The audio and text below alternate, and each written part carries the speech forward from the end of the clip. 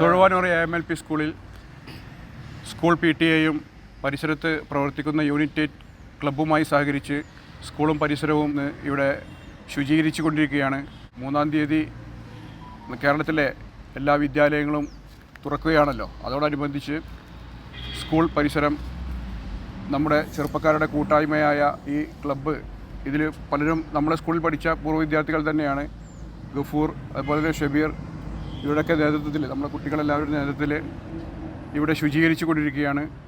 അപ്പോൾ വളരെ സന്തോഷകരമായൊരു കാര്യമാണ് ഇവിടെ നടന്നുകൊണ്ടിരിക്കുന്നത്.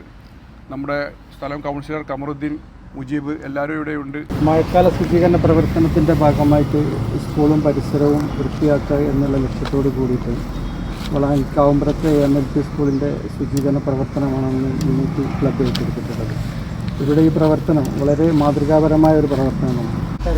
നാളെ സംസ്ഥാനത്തെ മുഴുവൻ വിദ്യാലയങ്ങളും തുറന്ന് പ്രവർത്തിക്കുകയാണ്. പുതിയ ഒരു പ്രവേശനോത്സവം നല്ല രീതിയിൽ നടത്തുന്നതിന് വേണ്ടി അതോടൊപ്പം തന്നെ മഴക്കാല പൂർവ്വ ശുചീകരണവും നടക്കുകയാണ്. ഇതിൻ്റെ ഭാഗമായി തൊഴുവാനൂർ മേഖലയിൽ പ്രവർത്തിച്ചു കൊണ്ടിരിക്കുന്ന യുണൈറ്റഡ് ക്ലബിൻ്റെ ഭാരവാഹികൾ ഇത്തരമൊരു നല്ല പ്രവൃത്തിക്ക് വേണ്ടി തുനിഞ്ഞിറങ്ങിയതിൽ വളരെയധികം സന്തോഷിക്കുന്നു. ക്ലബിൻ്റെ ഭാരവാഹികളെ മുക്തകണ്ഠം പ്രശംസിക്കുന്നു.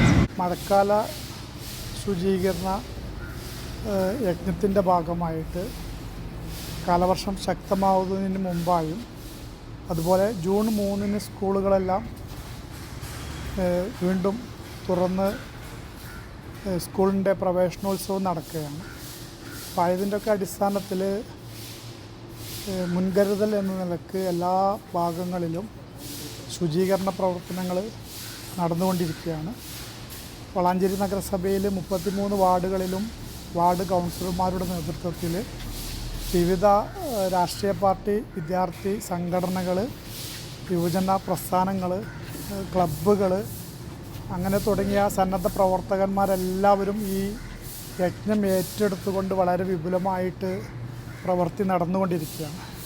അതിൻ്റെ ഭാഗമായിട്ടാണ് തൊഴുവാനൂർ AMLP സ്കൂളിൽ യൂണിറ്റി 8 ക്ലബിൻ്റെ, സ്പോർട്സ് ആൻഡ് ആർട്സ് ക്ലബിൻ്റെ നേതൃത്വത്തിൽ അവരുടെ ക്ലബിൻ്റെ പ്രവർത്തകന്മാർ ഇന്ന് ഈ സ്കൂള് ശുചീകരണ പ്രവർത്തനം ഏറ്റെടുത്തിരിക്കുന്നു.